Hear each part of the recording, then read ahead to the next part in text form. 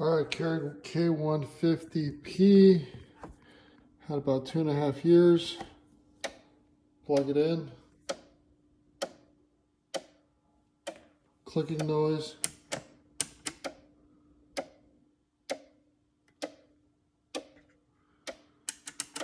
Just continues to click. All right, we'll start taking this thing apart. I would recommend keeping a place for very little screws.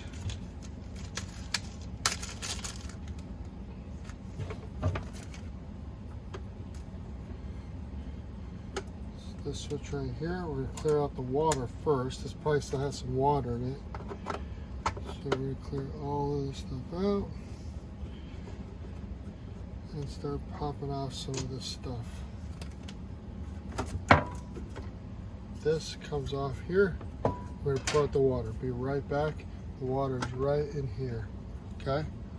Alright, you can see, went ahead, completely cleared the water out. So that's nice and empty right there.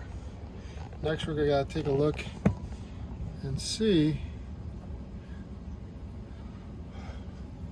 This is all good. Here, we're going to close this. Water's down here. Next is this bottom part. I'm going to start taking these out here. Maybe recommend a small screwdriver set like this to help you take out the bottom panel.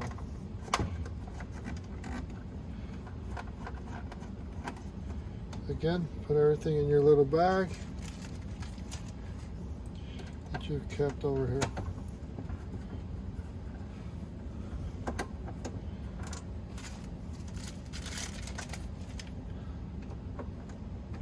We're going to take out all of these parts right here, okay? So 1, 2, 3, 4, 5, 6, 7, 8, 9, 10, 11, 12, 13 right there. I'm going to go do it. And I will be, something to keep in mind that these are the longer ones. These are the shorter ones. Again, kind of shorter screws. These right here are the longer ones. Short. And all right, so once you get most of those off, you don't have to get these off right here and put those all away in a bag, like we said. This should pop up here. Here's your power, and then this opens up right here. This is the back of the motor, pump, power supply, everything there looks good. Next, we're going to start removing some more parts.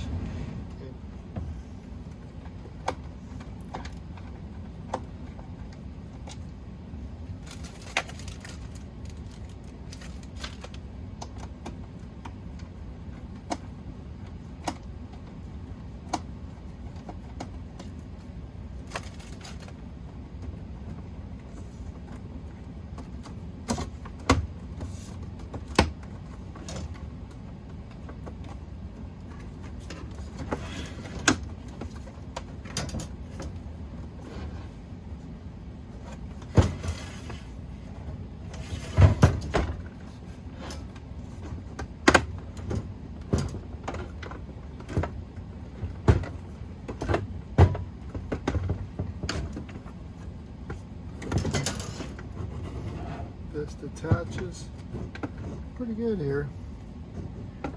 You open this up right here. There is a little one right here. Do not forget to get this. It's way back there, little sucker.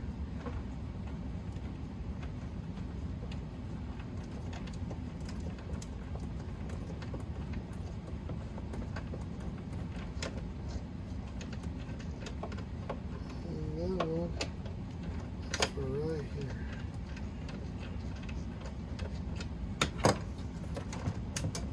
This little guy's tough. He really does not want to come out. All right, as you continue working it, you're going to see this little part right here. You're going to want to disconnect that on the other side so that you can get this off.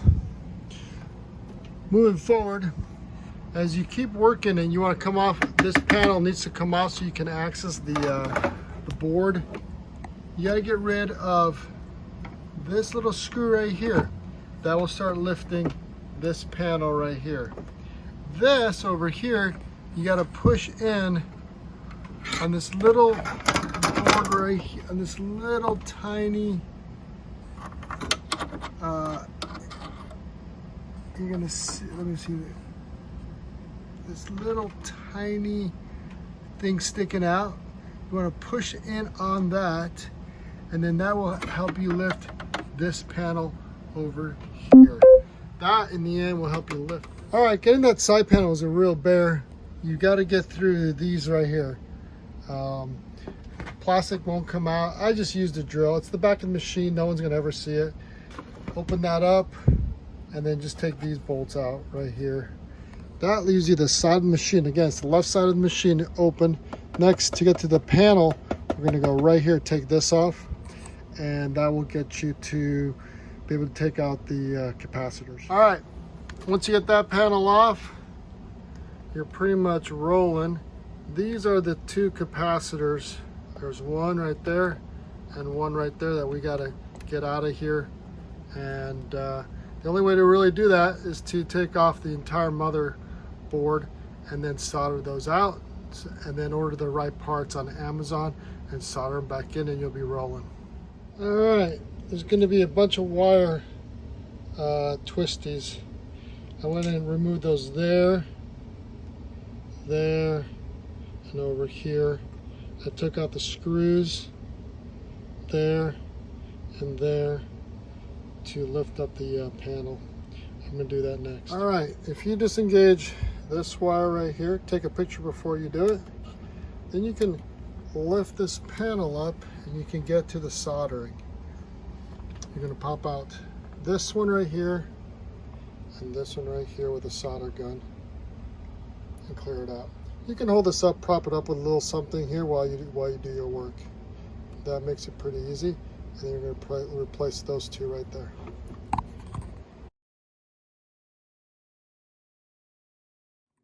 All right, so these are the ones that came out. This is what it looks like. This is 1000 UF 35 volt. This one over here is 1000 UF 25 volt. You can replace both with 35 volt. Just make sure the temperature rating is higher.